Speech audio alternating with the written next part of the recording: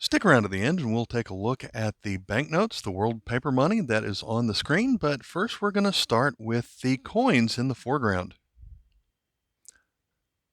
Coins from Bosnia and Herzegovina are going to be the convertible marca. This is a one convertible marca.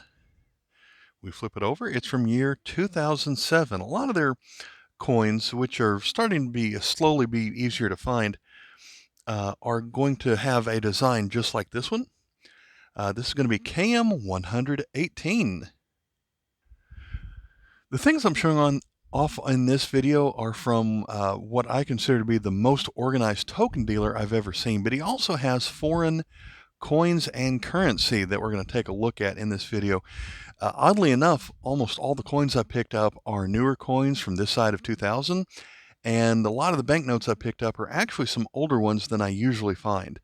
His coins were 6 for $1, and I ended up buying a lot of things from him, so he gave me a little bit of a break. So I only paid $2 for all the coins that are going to appear in this video. This is the look of a modern coin from Nicaragua. They oftentimes have the triangle with the hat floating above the 5 mountains. Usually I see the 1 Cordoba coin very often, but not so much with the 50 centavos from 2014. This one is KM 88B because it is nickel-plated steel. Here's a 50 cents coin from South Africa that still has some of its shine to it. This one is going to be 2010, where the legend on it is Africa Dzonga. And this coin is KM 496. Also from South Africa is this 2 Rand coin, showing off the, I think that's some kind of antelope, definitely something with long horns on it. And in 2004, the legend on the back says Afrika Tshimbe and Isewula Africa. This one is going to be KM 336. I've said this several times on the channel, but South African coins since about 2000, every year they have a different legend on the back. So the one from 2011 says Umzansi Africa and Suid Africa. And part of that has to do with the different languages that are spoken in South Africa. This 2 Rand from 2011 is KM 505. Here's a 10 euro cent coin, and this one is going to be new to my collection. It's my first time to pick up any euro coin from Latvia. As it turns out, at least according to the catalog, all of the euro cents from Latvia were made in 2014, and they all have a design just like this one. So we have KM number 153. From Paraguay, we have the 1 guaranis. That actually translates to English as 1,000 guaranis. It says the Central Bank of Paraguay, but underneath the building here in the middle, I guess that translates to the National Pantheon of the Heroes. We flip this one over, and we see that it is year 2007, featuring Francisco Solano Lopez, Su Guarani. This one is KM 198. A lot of modern coins from Somalia feature 2 different names for their currency. We've got 10 on the left, it's called shillings, and on the right, it's called scalini. We flip this one over, and this FAO coin featuring a camel from 2002, food security. And so I guess it's 21st century food security with this camel. That one's going to be KM 46. I probably should not have bought this one that has a hole in it because I already had this coin, but let's see at the top, 25 centésimos, so 25 cents from Puente del Rey. So we've got featuring a bridge over some kind of river here. This one is going to be from Panama, where their coins are pegged to the US dollar, and that includes even the shape and size. So this is the size of a US quarter, and it is a 1-year coin. This one's going to be KM 156 and from 2005, and my notes say that this is called the King's Bridge. Here's a Thailand coin. Like most of them we see, features King Rama IX. This one is quite a small coin, so it has a small value of 25 satang. It's a newer coin. Some of their older coins don't have the R numbering system on it. You have to figure out how to read that, and I still have not figured out how to read their years. So this one was made between 1987 and 2009. That's quite a wide range. But catalog number of Y187. This is going to be one of the hardest names I've ever tried to read on a coin. Dr. Chipcho Mangunkusumo from the Republic of Indonesia. This coin is 200 rupees from 2016. And in 2016, all the coins that they made that year, each features a different doctor. And this is the third one I've gotten from the set. That one's going to be KM72. I mentioned how most of the Thailand coins you find feature King Rama IX from when he was young up until he was older. Instead of this being an older coin with King Rama IX, this is the new monarch of Thailand, King Rama X, his son. So this coin is going to be dated since 2018. When you zoom in, these circulated coins certainly have a whole lot more scratches, even though it's only 4 years old, at most. But here's the design of the standard circulating 1 baht coin from Thailand now.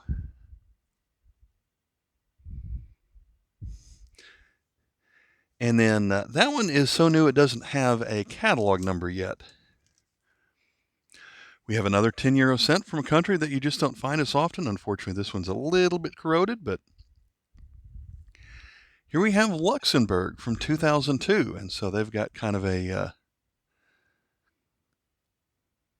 don't know, kind of a blocky portrait of their leader there. And so this coin has a catalog number of KM78.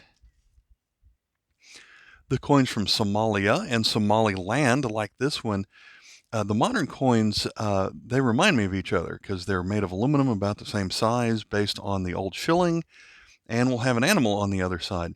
This one, they write the shillings the way that people in Britain used to do, or you write 5 shillings, then a slash, and then pence would be the number after the slash. If it's just a 5 shilling coin, you write that as 5/dash to say it's equal to 5 shillings. This FAO coin, well, actually, I guess it's not FAO coin. It just features an elephant, parent and child from 2005. That one is catalog number 19. Our last coin in the video is going to be one of these old coins from China. One of these cash coins where they all look about the same, where they have 4 characters on one side, 2 characters on the other side, and they could be anywhere from 100 to 1,000 years old, and you don't really know unless you look at what unless you really have to study it. So every time I get one of these, it does take me about 30 minutes to hunt it down. This one comes from the reign of Emperor Gao Zhong, who reigned from 1736 to 95. So he's one of the easier emperors to find coins from. So on this side, the characters say Qian Long Tong Bao. On the back, we have the Bao Qiaowen, which means this was made by the Board of Revenue, which means this was a Chinese-wide coin. Things that I look for on here, the differences, the catalog will point out, and when I say the catalog, I mean the catalog specific to Chinese coin, will point out specific things that you have to look for to make it different, like the Z looking character on here looks more like a Z. On others, it looks more like a fishing hook. Here we've got the top of the Tong character has an open on the right, sometimes, I mean on the left, and then sometimes it's more like a trapezoid shape. So this one is, the other thing that made this one particularly different was the diagonal slash of here actually touches the square back on this side. So after putting all this one together, this one cash coin is from circa 1761 and have a Harthill catalog number of 22.205. So After looking at 15 coins, all of these have a book value of $8.50. And so I just paid $2 for the lot. We're going to move on to the paper money, world currency banknotes, which is something I'm starting to pick up more and more. It's hard to find them at an affordable price, and the stuff that I buy on eBay is starting to be same things over and over again. So this particular dealer had 3 for $2. And he had more expensive ones, but I went ahead and picked up the ones that were just out of this bin. We're going to start with a convertible peso from Cuba. Let me zoom out just a little bit. So the convertible peso from Cuba, these are the tourist money. So they have parallel currencies. They have the tourism money, which is the peso convertible, and they do this with coins also. But then they also have the money that the locals are supposed to use for local transactions. And they have actually, this always gets me, the Cuban government and the American government hate each other, but still the Cuban government pegs their tourism money to the United States dollar with a 1-for-1 exchange. So this is supposed to have an exchange value of $1 US. So if I paid 66 cents for it, then I've gotten kind of a bargain off of here. So this 1 peso is going to be from 2006. Shows up in the catalog of, this is, since it's not their regular currency, it shows up in their catalog of non-standard currency, I think is what it's called, and specialized currency. And let's go ahead and flip that over. Not as much interesting over here. Have to kind of zoom in to see the combat of Jose Marti on here. And let's see, we did have a watermark through there as a security feature. So in this condition, it's obviously not uncirculated. It's going to be worth a foreign exchange value of $1. Next, we've got an older banknote from Japan. This is a 1 yen note. And since it's older, of course, 1 yen is today worth less than a United States cent.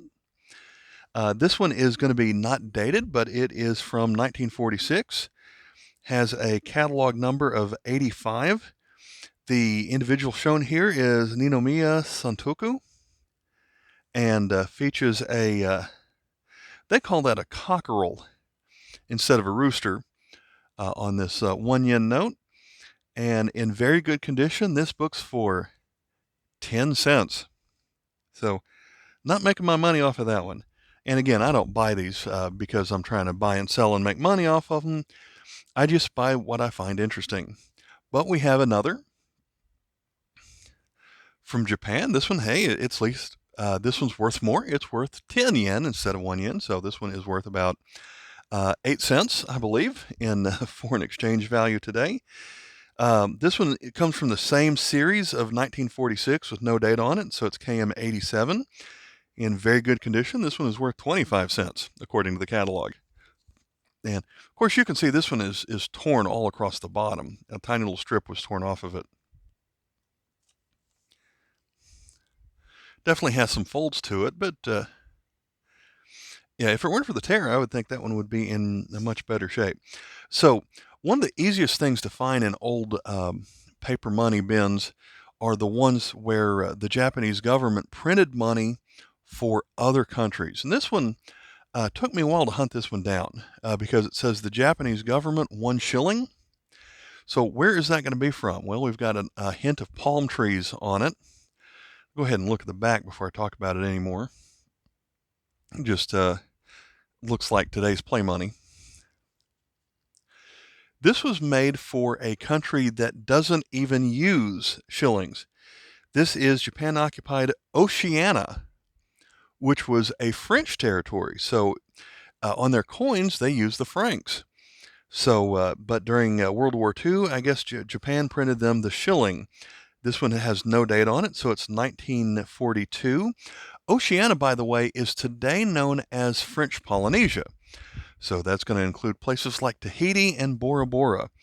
And at first I thought the little OC at the top for was going to stand for Oceania. It just turns out that is the block that this came from. So it doesn't have a serial number, but every one of the block had an OC name to it.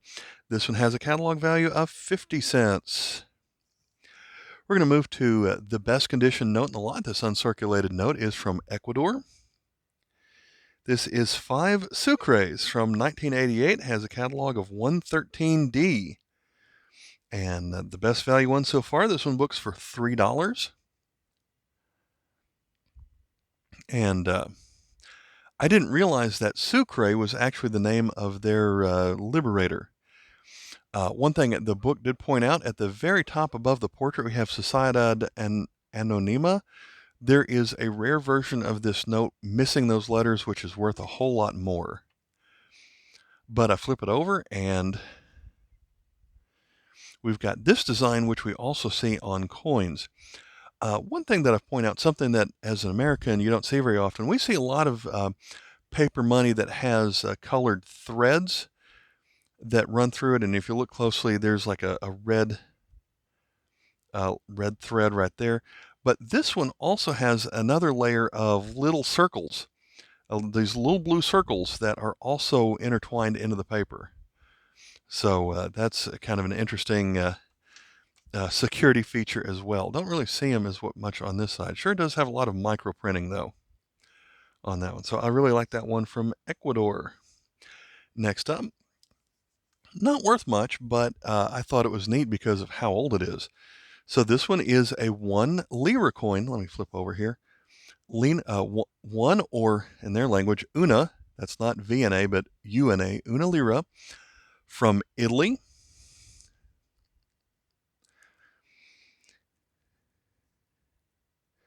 This is catalog number 26.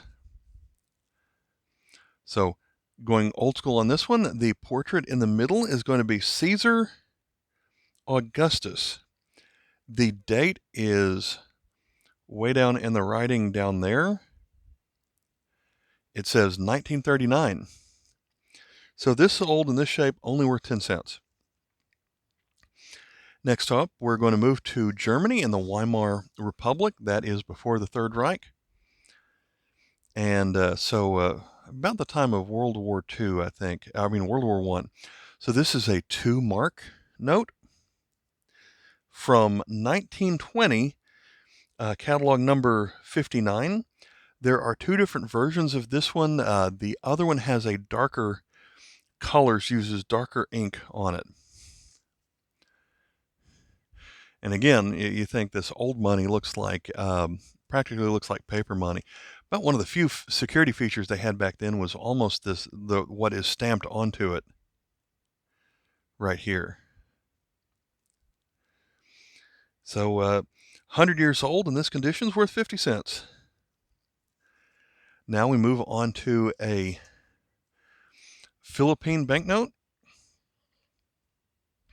And I have a lot of colleagues who are Philippines. We do have, if you look through it, there is the stripe that runs through this one.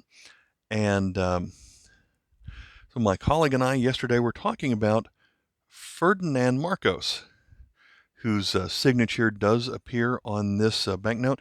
This is not dated, so you have to look at the signatures to get an approximation of when this one came out. As it turns out, this one is about 1984 to 85, and it's going to have a catalog number of 159C. This is a 2 peso note, and I'm going to call this extra fine condition.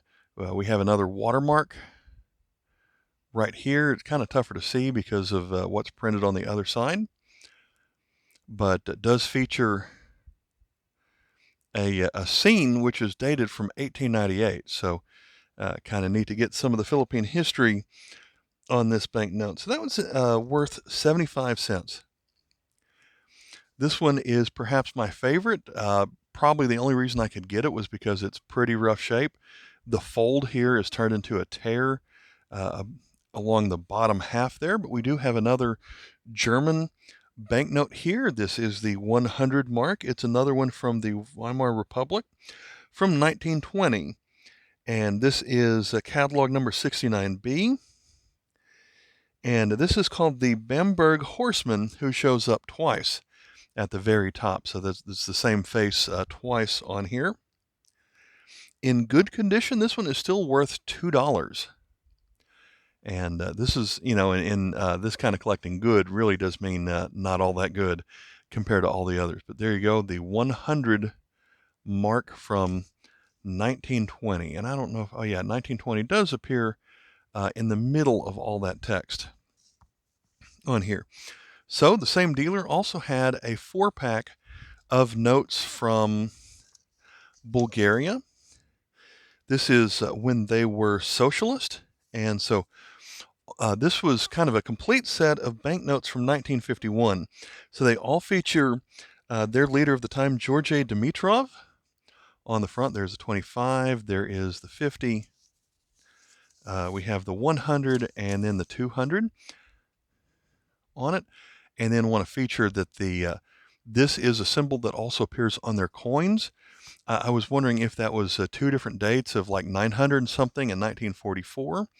But now that I can zoom in on it, I can see that it's really 9/9/1994. So the month is represented as an IX in Roman numerals. So this is September 9th, 1944, which must be when the modern country of Bulgaria was formed in its current form. And this was just a few years after that in 1951. So take a closer look at the scenes on the back. You may have seen the sticker price of $2 for the entire set of these. There are actually each of these is going to have a book value of $1.50. The first three are in an uncirculated condition, and the last one was extra fine. Would have been worth more, but it had a fold to it, so it wasn't quite worth as much. But I like how on this one, KM84, we show people building the railroad. So it's coming through a tunnel in the background, and you see people, they've already laid down the wooden beams on here, and they've got tools to lay down the first set of track on here. That's kind of an interesting scene of laying down railroad tracks. When we move to the 50, we have this lady, and oh, she looks so happy to be a peasant picking roses. So she is collecting roses on here. So that one is, the last one's 84, so this one is catalog 85. Move on to the 100. She is also very happy to be picking grapes.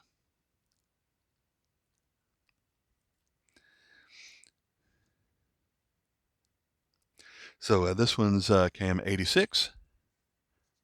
And let me point out the watermarks. On the first two had a watermark with 3 letters and then a hammer and sickle on it. But the last two have a different watermark here where it shows 2 hands holding up the hammer and sickle. So 2 hands, 1 hand on the hammer, 1 hand on the sickle as the watermark there, showing how they're, I guess, in lockstep with the Soviets at the time. Then we're going to finally finish with the 200. And again, we have workers in the field. These people are picking tobacco. Or the book says harvesting tobacco. All right, there we go. Let's see, we had 15 coins and about a dozen banknotes on here. And so I paid a total of $8 for these banknotes, catalog value of $14.20. All right, thanks for watching. Bye.